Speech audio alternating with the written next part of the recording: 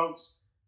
Today's video is going to be something that I really wanted to address because I see this causing so many issues on the professional side of things as well as the competition side of things. And I think the biggest thing is that we are easily influenced by videos that we post on social media or videos that we see posted on social media. I have been guilty of this in the past. I've posted videos not as intensely as some folks, but I want to talk about my dog's focus. However, what I'm not talking about is my dog's search intensity. And the problem is this: if we veer too far to one side or the other, if we spend more time focusing on a search intensity, building that up, our dog's going to lack focus. But if we spend all our time creating a dog that just sits there and locks up on odor and stares, the intensity is going to drop way down. So, I'm going to ask you this question before we go into the graphs that I'm about to show you. And what is more important to you? Is it that final alert, that trained behavior where the dog just doesn't sit there and locks up and does not move like it's some kind of laser guided smart bomb? Or is it actually finding the odor? If you said finding odor, then you're at the point where obviously we should be. So we're going to go into these next few graphs and explain how we should be balancing our training. Okay, so let's look at our charts here. As you can see in the first chart, we have on a scale of 1 to 10, we're covering search intensity and focus. So in the first chart, we have oftentimes what we would see in a green dog, like my dog when it came to the United States, has all the search intensity in the world. It will run in, search that room, search a vehicle, search containers, and it will get to the odor, but it has little to no focus. Now, obviously, I don't need to remind you why that could be a problem in a sport when we work too much on intensity.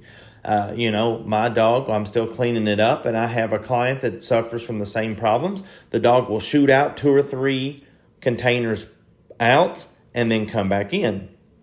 So as we're working on focus, when we go into the second chart, you'll see that the dog's giving us all the focus in the world, but what's happening is the intensity is going down. And this is an issue in a lot of dogs because people want to see that laser-guided stare, I call it. They want that dog that locks up and tunes out everything going around it and will sit there and stare at that odor, and it does paint a pretty picture. However, if we work too much on focus, the intensity goes down. And this is where we come into issues. We come into issues because dogs in this mindset that have been worked totally on focus and they've let the intensity bottom out, as we get into higher level searches, they will lose motivation. The dogs will start false alerting because the longer a search goes on, the less drive they get. Their drive will start bottoming out, and we need to keep balance there. We need to keep balance here to get the best picture possible and the best performance out of our dog. If we spend too much time focusing on that focus, our dog's going to start offering more false alerts. And I see it all the time at trials. So let's go into the third graph here. And this is ideally where we want to be. We want to keep balance to, obviously we're not going to have a 10 and a 10.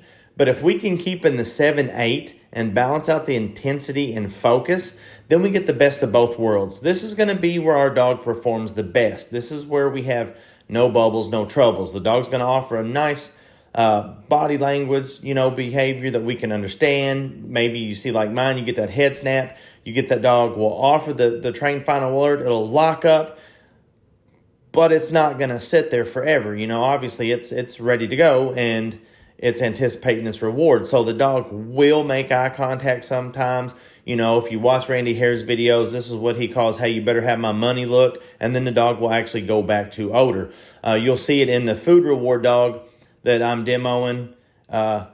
Yes, I'll reward, and the dog's nose goes back to odor. So we want these things. We want to keep balancing the intensity and focus and not go too heavily on one side or the other. And this has been kind of weighing on me because I see so many people that, they watch these demonstrations for systems like the cause system, and he's showing that the dog's focus is there, and he's got all this stuff going on around it. But the reality is, I used that system in the past, and all it did was bring my dog's drive down because it gets a momentary interaction at that source. Without modifying that system, it did no good. So since then, I have switched over to other systems to create more intensity, keep the focus high, but it creates more intensity so we can stay around the 7-8. And that's what we're doing with the food reward system that I'm showing you guys. That's what I'm doing with a toy and the tug at source. But we are able to actually get what we want as long as we apply our training and try to keep things around the 7-8 mark on the intensity focus scale. All right, so I hope you got something out of this. I know that when I first approached this mindset, when it dawned on me that this was the way to get better performance out of my dog, it was game changer for me, folks. And it'll be game changer to you if you apply this training system. If you keep that balance where it needs to be around a 7 or 8, you will see better performance and less false alerts. This will be game changer. I will see you next video. And until then, let's train, let's have fun, and just enjoy the journey.